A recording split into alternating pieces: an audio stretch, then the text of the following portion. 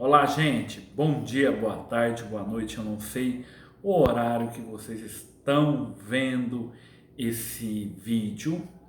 E essa aula aqui, ela é destinada ao primeiro ano do ensino médio no Colégio Liceu e é uma aula que fica aqui no meu canal e que todo mundo pode acessar, todo mundo pode ter o contato aí e com isso a gente vai caminhando.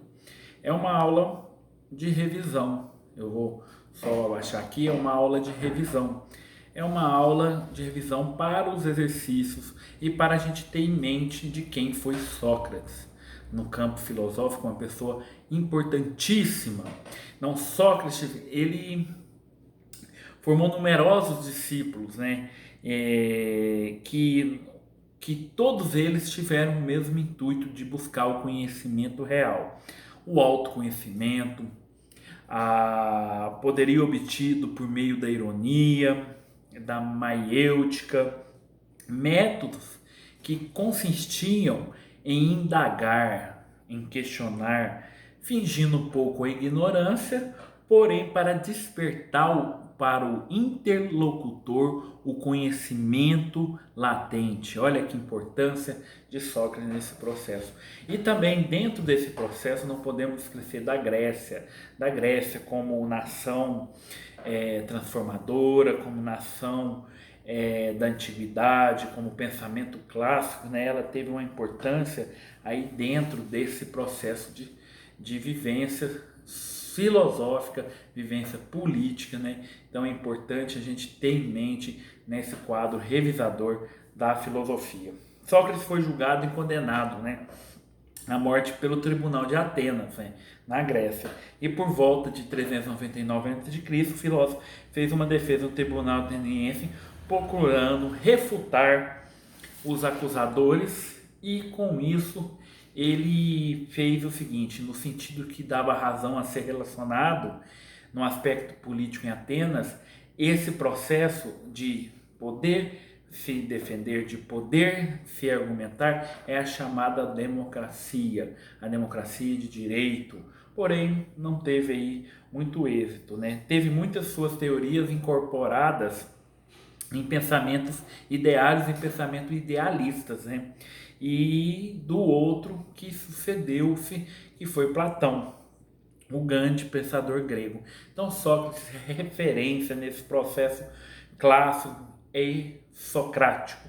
Processo clássico e socrático, que a Grécia, porém, vai se tornando e sempre foi se destacando pela presença dos grandes filósofos e destacando pela presença daqueles que viveram e que têm por si uma noção de mundo e que viveram utilizando a ferramenta, sabe do que? Da razão, da ferramenta do conhecimento, da ferramenta da maêutica, da ferramenta da própria ignorância. A ignorância é essa que é submetida e usada com ironia, né? E afirmou-se sempre com a frase emblemática: só sei que nada sei. Foram aí, respectivamente, o período clássico aí e socrático, não? Então, no século aí 5 a.C., foi o auge da democracia, nesse sentido, os teatros, as assembleias estavam lotadas a sentido que do exercício democrático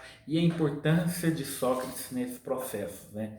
E isso não foi duramente feito antigamente, criticado posterior por Sócrates.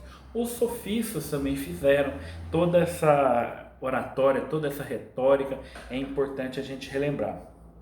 E o filósofo grego Sócrates, né, ele nascido em Atenas, ele teve muito orgulho em ensinar seus filhos. O orgulho dele foi uma pretensão de que todos têm que ir em busca da sua liberdade, em busca também da sua construção das suas próprias ideias, em busca aí daquilo que é subversivo, em busca aí para assim que a juventude, para assim tomar como princípio primordial o conhecimento, né? Então, para a democracia, naquele momento, e principalmente em Atenas, a maioria da população composta de escravos, de militares e de estrangeiros, e nesse âmbito total, não tinha direito de cidadania. Portanto, participar de decisão política eram fora. Mas já estavam aí um processo de quê? De construção democrática. A sabedoria de Sócrates, que viveu nessa partida do que sei, que nada sei, ele afirmava que os homens são sábios. O mais sábio dos homens pode sim interrogar. Após interrogar várias pessoas, artesãos, ele chegou à conclusão que realmente deve-se reconhecer a própria ignorância. É aquilo que eu mencionei no vídeo anterior. Então é de extrema importância a gente vivenciar todo esse processo. Aquele que reconhece a sua própria ignorância, ele é o mais sábio de todos, porque ele está a fim de adquirir conhecimentos. Então, repetindo, aquele que reconhece a sua própria ignorância torna-se o mais sábio por querer adquirir conhecimentos, né?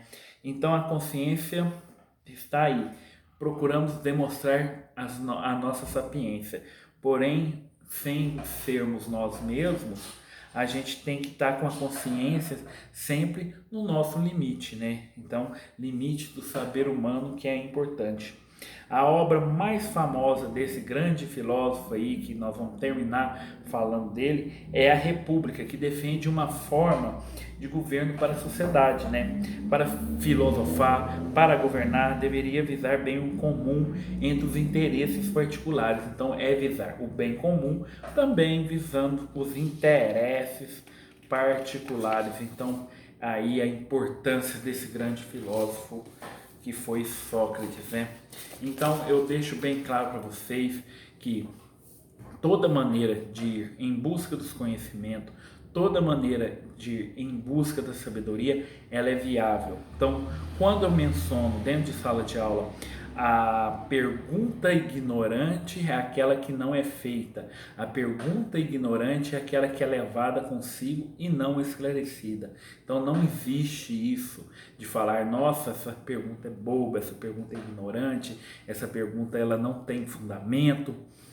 É o homem que se reconhece com dificuldades, ele vai se tornar um dos grandes sábios, um dos maiores sábios possíveis. Então, nesse processo, Sócrates foi assertivo em fazer esta menção. Então eu deixo aqui meu agradecimento a todos, se inscrevam no canal, comentem, é o professor Gugu que está aqui sempre dando algumas orientações e algumas questões bem tranquilas para que a gente aprenda filosofia, sociologia e principalmente história. Beijo feio, beijo do Gugu.